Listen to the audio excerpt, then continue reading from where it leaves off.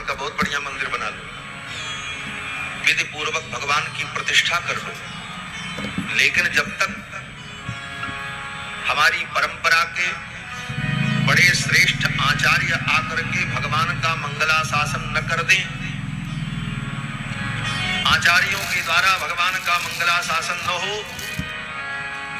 तो वहां पर भगवान का चरणामृत लेना भी हमारे यहाँ निषेध कहा गया। भगवान की प्रतिष्ठा आप वेद मंत्र से कर लो, सब विधि विधान पूरा हो जाए, लेकिन आचार्यों के द्वारा भगवान का अगर मंगलाशासन नहीं हुआ तो वहां पर भगवान का चरणामृत भी लेना निषेध किया गया। भगवान के नाम पर कहीं चरणामृत ले ले, इस रहस्य को न जानने वाले लोग कहते हैं महाराज ये श्री संप्रदाय के लोग सब जगह चरणामृत नहीं लेते, ये विरोध करते हैं। विरोध नहीं, विरोध की तो कोई बात ही नहीं, वहां भावना की बात है। इस मिनी एंड्रॉइड प्रोजेक्टर को लेने के बाद आपको टीवी की जरूरत नहीं पड़ेगी। 150 इंचेस की स्क्रीन के साथ के अंदर आप यूट्यूब, नेटफ्लिक्स, Amazon प्राइम जैसी सभी ऐप चला सकते हैं। साथ ही आप इसे पेन ड्राइव, मोबाइल और लैपटॉप, वहां भावना की बात है। आचार्यों के द्वारा भगवान का मंगलाशासन होना चाहिए, और जहां जहां आचार्यों ने मंगलाशासन किया है वहां भगवान का चरणामृत और प्रसाद लेने में कोई आपत्ति नहीं तो प्रसाद के नाम पर तो कोई कहीं सड़क के किनारे मंदिर कोई बना ले और बाजार से ला करके समोसा, टिकिया और चाउमीन का भोग लगा करके प्रसाद बांटे, तो क्या वो प्रसाद लेंगे? कदापि नहीं लेंगे, ये सिद्धांत नहीं। प्रसाद के नाम पर कुछ भी खा लेना यह भी धर्म नहीं, और प्रसाद बांटने वाले को भी ये सावधानी रखनी चाहिए, तुम कुछ भी भगवान को भोग लगा करके बांटोगे वो प्रसाद नहीं होगा। प्रसाद क्या होता है, भगवान को क्या भोग लगेगा, पहले इसका निर्धारण करो, और वो भोग कैसे बनेगा, किस विधि से बनेगा, इसका निर्धारण करो। उन सारे नियमों का पालन करके जब भगवान को विधि पूर्वक समर्पित होगा तब वो प्रसाद होगा। ऐसे नहीं कि बाजार से पार्ले जी बिस्कुट खरीद के लाए और टोकरी में रख दिए और तुलसी डाल दिए, बोले प्रसाद होगा। तुम्हारे उस पार्ले जी बिस्कुट को भगवान ने देखा ही नहीं। भगवान बिस्कुट और चाउमीन नहीं खाते, भगवान तो पवित्राणाम पवित्रम यो मंगलानाम च मंगलम, उस विधि से जब भगवान को भोग लगाओगे तभी वो प्रसाद होगा। एक बार की बड़ी सुंदर घटना मुझे याद आती है। यही गोरखपुर के पास एक जगह है नौतनवा, आज से लगभग 15-16 वर्ष पहले मैं वहां कथा करने गया था। कोई सम्मेलन था, तो जिस धर्मशाला में मैं ठहरा था उस धर्मशाला में शाम को रविवार के दिन निरंकारी संप्रदाय वालों का सत्संग होता था। तो निरंकारी संप्रदाय वालों का सत्संग चल रहा था शाम को 4 बजे से 5 बजे, और 5, साढ़े 5 बजे से मंच पर कथा भी थी, हमको भी जाना था। हम जब ऊपर से नीचे उतरे तो उनका सत्संग समाप्त हुआ था, लोग जा रहे थे, और गेट पर एक व्यक्ति प्रसाद बांट रहा था। एक टोकरी में पार्ले जी बिस्कुट के छोटे छोटे पैकेट रखकर वही सबको प्रसाद दिया। मैं भी जा रहा था, उसने कहा महाराज प्रसाद, तो हमको हंसी आई। अब तो इन बातों पर मैं ध्यान नहीं देता हूँ, जो सब करे ठीक है, जिसका जो मन करे करे, किसी सारी दुनिया को तो कोई समझा नहीं सकता। लेकिन उस समय नया नया जोश था, हर व्यक्ति से भिड़ जाना, तर्क करना, कुतर्क करना। तो हम रुक गए, हमने कहा अच्छा ये बताओ ये प्रसाद है? बोले हाँ प्रसाद है। तो बोले आप लीजिए। बोले हमने कहा भाई प्रसाद तो हम लेते हैं, लेकिन अगर ये प्रसाद हो तब तो हम ले। बोले हाँ महाराज प्रसाद है। हम कहे प्रसाद कोई वस्तु कब होती है?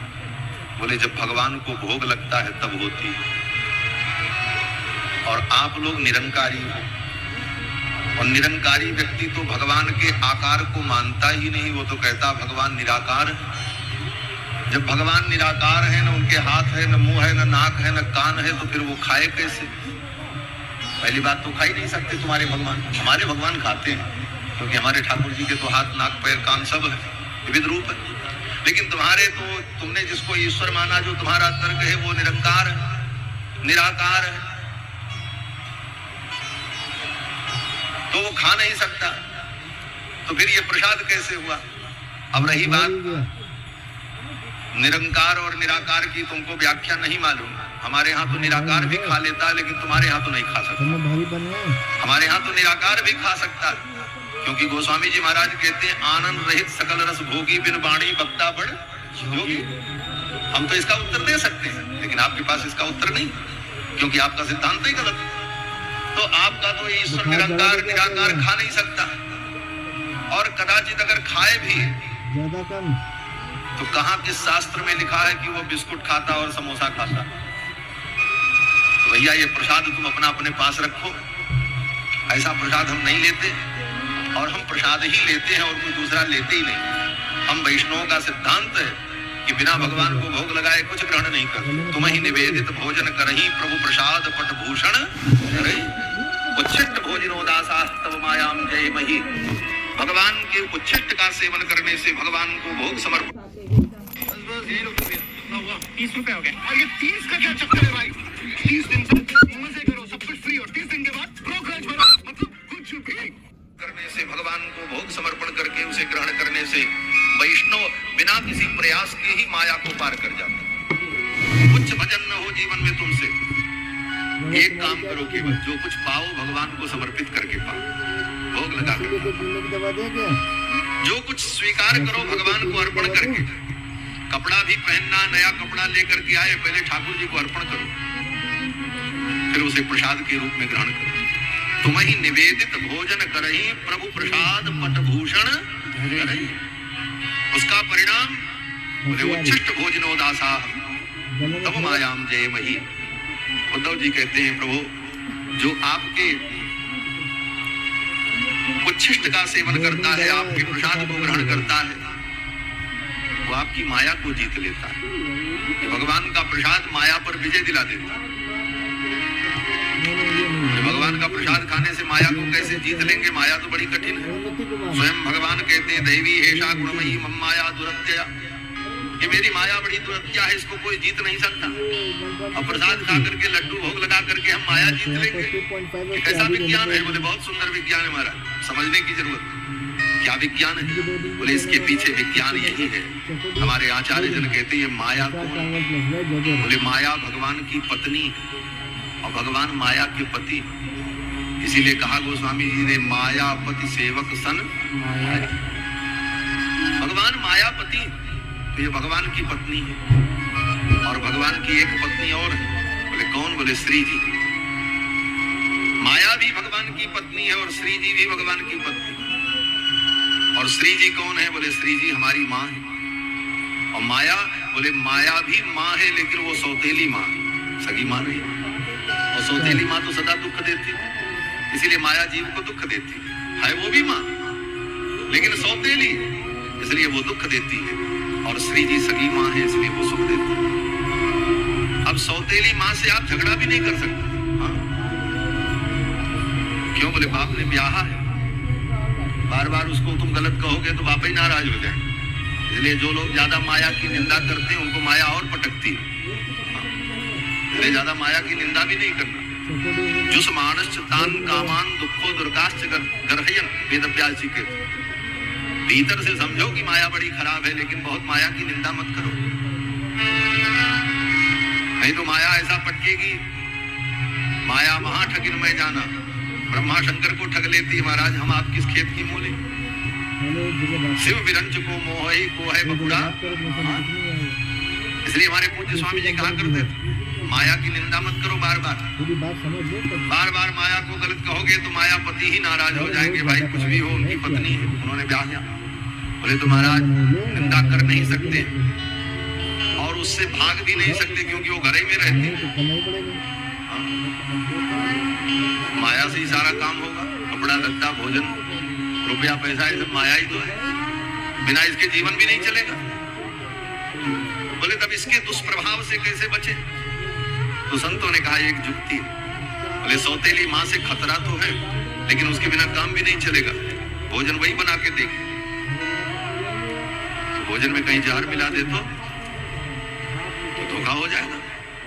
तो भरोसा भी नहीं करना है और उसके बिना काम भी नहीं चलना। बोले तो एक नियम बना लो। बोले क्या नियम बना? बोले सौतेली माँ कुछ भी बना करके दे तो पहले अपने बाबूजी को खिलाओ और तब खाओ।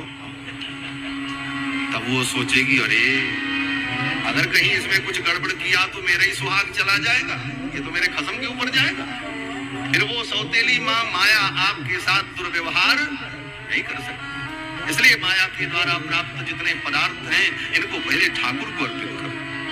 ये रहस्य तुम ही निवेदित भोजन करही प्रभु प्रसाद पटभूषण उच्चिष्ट भोजनो दासा तब मायाम जय। तो भगवान की माया से बचने का यही उपाय है। तो भगवान परब्रह्म परमात्मा सच्चिदानंद को आशीर्वाद देना ये मंगलाशासन। जहाँ हमारे आचार्यों का मंगलाशासन हो वहीं भगवान का प्रसाद ग्रहण किया जाता है। ये विधि मंगला हम जो मंगलाशासन माने भगवान को आशीर्वाद देना, और हमारे आचार्य लोग भगवान को आशीर्वाद देते हैं। और सच पूछो तो भगवान को ही आशीर्वाद देना चाहिए। ये संसार के प्राणियों को आशीर्वाद देने से वाणी झूठी हो जाती है। कोई व्यक्ति आया, प्रणाम किया, बोले महाराज हम बड़े दुखी, आशीर्वाद दो हमारा दुख दूर हो जाए। तो आप यही कहोगे जाओ सुखी हो जाओ। आपने तो कह दिया जाओ सुखी हो जाओ, लेकिन उसके प्रारब्ध में अगर सुख नहीं लिखा है तो तुम्हारे कहने से उसका प्रारब्ध तो नहीं बदलेगा। चलो ठीक ठीक कोई बात समझ लो। कर्म गति टारे ना ही टरी, सूरदास जी कहते हैं कर्म गति टारे ना ही टरी, मुनि वशिष्ठ से पंडित ज्ञानी शोध के लगन धरी। सीता हरण मरण दशरथ को वन में विपत्ति भरी। सबके तर्क प्रारब्ध तो उसका बदल नहीं सकता, प्रारब्ध उसको भोगना पड़ेगा। पहले ये खाना उसके आधे घंटे बाद ये खाना। और आपने कह दिया जाओ सुखी हो, तो क्या हुआ? बोले आपकी वाणी झूठी हो गई। आपने कहा सुखी हो जाओ, वो सुखी नहीं हुआ, आपकी वाणी मिथ्या हो गई। इसलिए संतों ने कहा संसार के प्राणियों को आशीर्वाद देने से भी वाणी की मिथ्या होने का भय है। इसलिए संसार में भी कोई साधु महात्मा इसीलिए बड़ी चतुराई से आशीर्वाद देते। साधु महात्मा के पास कोई आता है तो महात्मा ये कहते जाओ राम जी की इच्छा से सब अच्छा ही होगा। क्यों? बोले राम जी की इच्छा से सब अच्छा ही होता है। राम जी जो कर रहे हैं उन्हीं की इच्छा से तो हो रहा, हमारी इच्छा से ना होगा ना तुम्हारी इच्छा से होगा। इसलिए महात्मा कहते हैं राम जी की इच्छा से सब अच्छा होगा, भगवान सब अच्छा करेगा। जाओ भगवान सब अच्छा करेंगे। क्यों? बोले भगवान जो करते हो अच्छा ही करते हो, खराब करते नहीं। ये चतुराई है संतों कि असत्य का दोष न लगे हमें, ऐसा गोलमाल आशीर्वाद देते। तो संसार को आशीर्वाद भी दो तो वाणी झूठी हो जाए, और भगवान को आशीर्वाद दो, बोले भगवान को आशीर्वाद दो तो तुम्हारी वाणी सत्य हो जाए। क्यों? बोले भगवान को जो भी आशीर्वाद दोगे सत्य हो जाए। भगवान को आशीर्वाद दो आप सुखी रहो, तो भगवान तो सदा सुखी है, उनको कोई दुख नहीं। आप आनंद करो, आप आनंद से रहो, आपको खूब आनंद हो, बोले भगवान स्वयं सच्चिदानंद है, कोई दिक्कत नहीं, आपकी वाणी सत्य हो जाए। आप आशीर्वाद दो भगवान को चिरंजीवी भाव, भगवान अनादि और अनंत है, सदा है, वो अनित्य नहीं है, इसलिए आपकी वाणी सत्य हो जाए। आपकी जय जयकार हो, आपकी जय हो, आपको सर्वत्र विजय मिले, बोले सर्वत्र उनकी विजय है। जीत को सकई अजय रघुराई, उनको कौन जीत सकता है? तो भगवान को आशीर्वाद देने पर वाणी सार्थक हो जाती। इसीलिए संतों ने, हमारे आचार्यों ने भगवान को आशीर्वाद दिया। और श्रीमद् वाल्मीकि रामायण तो मंगलाशासन ग्रंथ है। इस ग्रंथ में तो भगवान को जितना आशीर्वाद दिया है उतना किसी ने नहीं दिया, सबने आशीर्वाद दिया। कौशल्या जी ने, दशरथ जी ने तो दिया ही दिया, गुरुदेव वशिष्ठ और विश्वामित्र ने तो दिया ही दिया। सीता जी ने भगवान को आशीर्वाद दिया, हनुमान जी ने भगवान को आशीर्वाद दिया, दंडकारण्य के मुनियों ने भगवान को आशीर्वाद दिया, धराज जटायु ने भगवान को आशीर्वाद दिया, यहाँ तक कि विराट नाम के राक्षस ने भी भगवान को आशीर्वाद दिया। ये ग्रंथ मंगलाशासन ग्रंथ, इसमें भगवान को खूब आशीर्वाद मिला है। इसलिए यहाँ पर परशुराम जी भी भगवान को आशीर्वाद दे रहे हैं। स्वस्तितेस्तु परंतप, हे परंतप आपका मंगल हो, आपका कल्याण हो। इसलिए आज भी रामायण की परंपरा है। श्रीमद् वाल्मीकि रामायण का अगर पारायण करे तो पारायण जब समाप्त हो, चाहे मास पारायण करे चाहे नवाह पारायण